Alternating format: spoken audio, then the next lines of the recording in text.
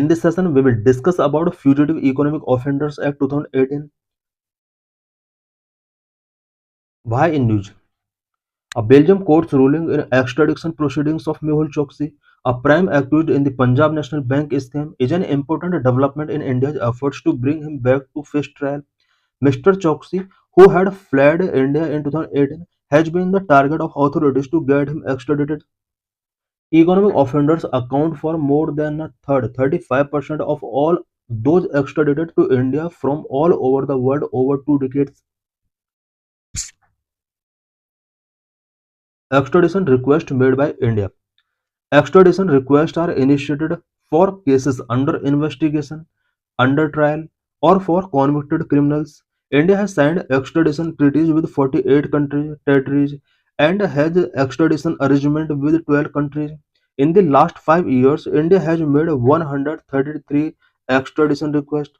In 2024 alone, it made 39 requests, the highest in the 2020-2024 period.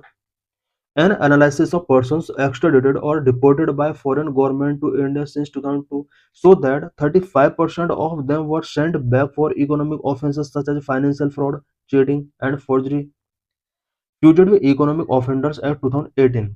Fugitive Economic Offenders Act 2018, a law designed to deter individuals from evading Indian law by living outside the country.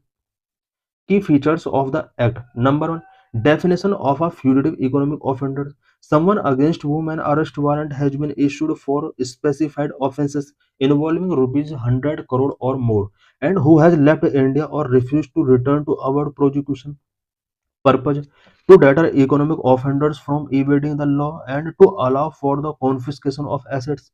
Process. Number one, a special code designated under the Prevention of Money Laundering Act 2002 receive an application from authorities to declare someone an FEO. Number two, the code issues a notice to the individual to appear within a specific time, usually 6 weeks. Number three, if the person appears, proceedings terminate. If they do not appear, they can be declared an FEO. Confiscation of assets. Property of a declared FEO can be confiscated and vested in the central government. Attachment of property. Authorities can provisionally attach property of an accused while the application is pending in court.